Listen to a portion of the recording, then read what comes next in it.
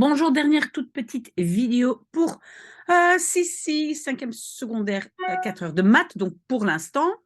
Alors, c'est quoi? Donc, elle doit écrire l'équation des tangentes. Il y a deux tangentes, je vais vous les montrer tout de suite, mais par lecture graphique, ça veut dire on doit utiliser ici ce qu'on a comme valeur dans le repère cartésien pour le faire. Alors, donc, vous voyez, j'ai pas bien dessiné, c'est vraiment pas bien. Mais ma fonction, c'est ça. Hop, ça monte vers le haut, et puis hop, vers le bas, et puis hop, vers le haut. Ça, c'est ma fonction. Et les deux tangentes, ben, il y a donc une tangente ici, la verticale, c'est la deuxième, qui passe pardon, par ce point. Je vais déjà lui donner un nom.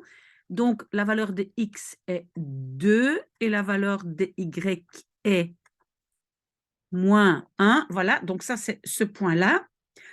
J'ai ce point-ci, pas très clair non plus, mais c'est le point 1, 1. Et ici, j'ai 1, 2, 3, 4 sur la valeur. Donc, la valeur y ici est 4. OK, alors comment est-ce qu'on va s'y prendre? On va d'abord faire la première. Et vous savez qu'une tangente, ben, c'est aussi une droite. La seule différence avec une droite normale, c'est qu'elle touche la fonction en un point. Et vous voyez ici, j'ai vraiment fait une grosse erreur. Elle touche partout, partout. Mais en principe, elle ne touche qu'ici, cette tangente-là. Et donc, normalement, elle a toujours cette forme. Y est égal à mx plus p. Je vous ai déjà dit, m et p, ça peut être a, b. Vous pouvez choisir d'autres lettres, mais ici, je pense que votre professeur choisit M et P. OK, ça, on sait. Alors, donc, on cherche l'équation de cette droite. Maintenant, il faut savoir que la valeur ici qui est toujours à la fin, donc qui ne se trouve pas avec l'inconnu x, ça, c'est toujours l'endroit où la droite traverse l'axe y. Elle croise l'axe Y. Et où est-ce que cette tangente croise l'axe Y? Voilà, dans le point 4. 1, 2, 3, 4. Donc, je sais déjà que P va être 4. Alors, je dois encore trouver M, mais bon, je ne l'ai pas. Mais qu'est-ce que j'ai? J'ai le point, je suis sûre que cette tangente passe par le point 1, 1. Donc, X1, Y1.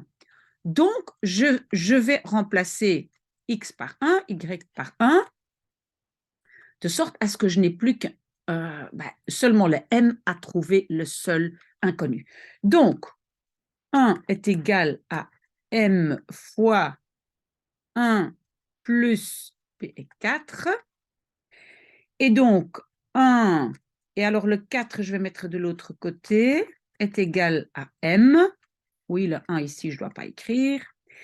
Et donc, je trouve, ça ici, c'est moins 3 est égal à m. Donc, j'ai déjà trouvé m est moins 3, mais en fait, donc, j'ai tout. Donc, je peux déduire de là que y est égal à, mon m est moins 3, x inconnu reste, et p est égal à 4. Voilà, j'ai trouvé la tangente. Vous avez vu? Voilà, ça c'est déjà la première. OK, la deuxième, elle est horizontale et tout à fait parallèle à l'axe X. Oui, ici, vous savez que ça, c'est X et ça, évidemment, c'est l'axe Y. Donc, en fait, on peut tout de suite écrire Y est égal à moins, ici, c'est moins 1, parce que c'est toujours cette valeur.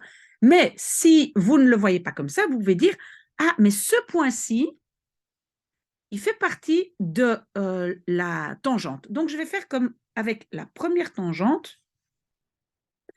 Donc, j'écris de nouveau, je dois avoir cette forme. Où est-ce que ma tangente croise l'axe Y? Ben, là, vous voyez, hop, voilà. Donc, au point moins 1, donc je sais déjà que ça, c'est moins 1.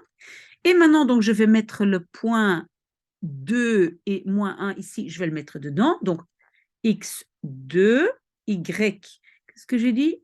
Moins 1. Et voilà, donc, mais je vais l'écrire ici à côté.